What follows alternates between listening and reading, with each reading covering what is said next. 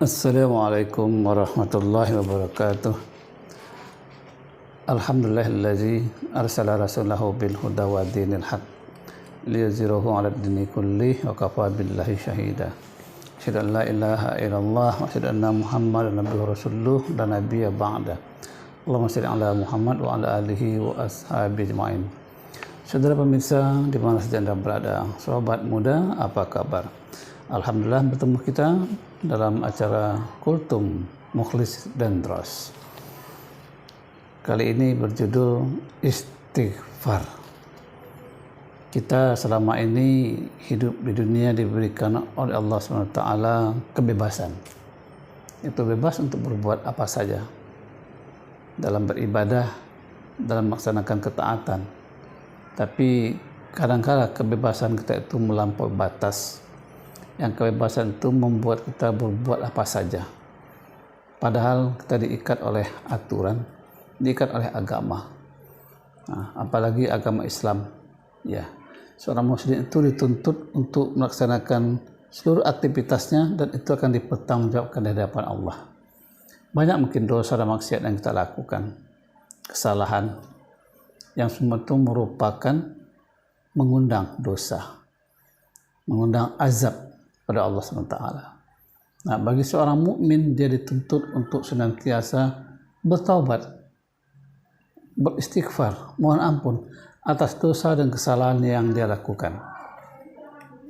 Membaca astagfirullah itu mengandung makna yang besar sekali. Ya Allah, ampunlah dosaku ya Allah.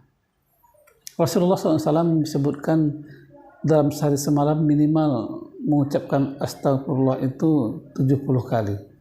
Itu minimal. Padahal beliau itu hidupnya sedikit sekali. Tidak adalah dosa yang dilakukan. Tapi kalau salah, keliru itu sebagai manusiawi.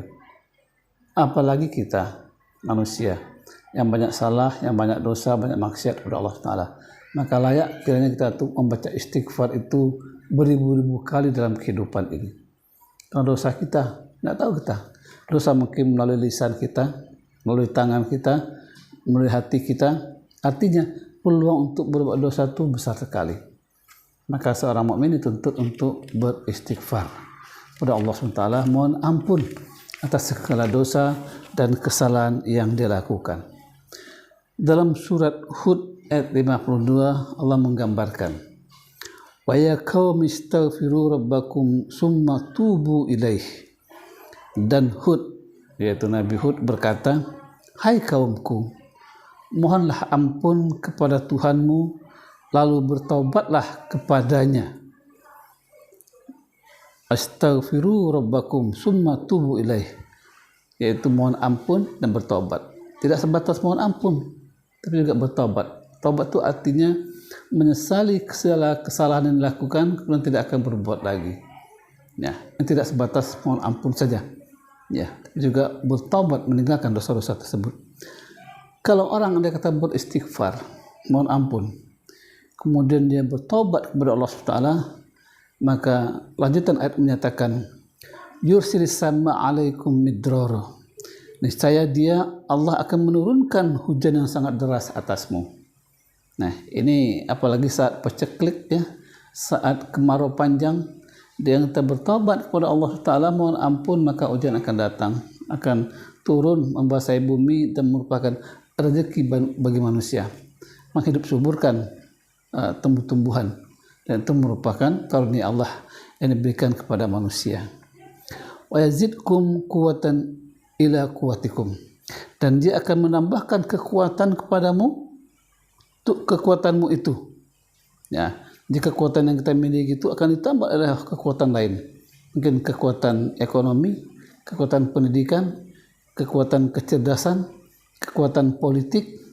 Nah, sehingga umat Islam itu mampu berdaya, kuat, kokoh, sehingga tidak sembarangan orang-orang kafir, orang-orang zalim memperlakukan kita dengan sewenang-wenang.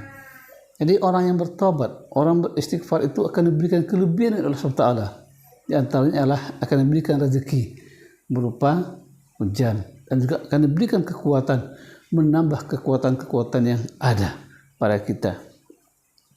Wala tatawallau mujrimin, dan janganlah kamu berpaling dengan berbuat dosa. Jadi kalau kita sudah bertobat, sudah beristighfar, sudah mendapat rezeki, sudah memiliki kekuatan, jangan berpaling akhirnya berbuat dosa, maka azab siksa Allah akan datang kepada kita. Jadi saudara sekalian di mana saja Anda berada, istighfar itu ringan diucapkan, ya.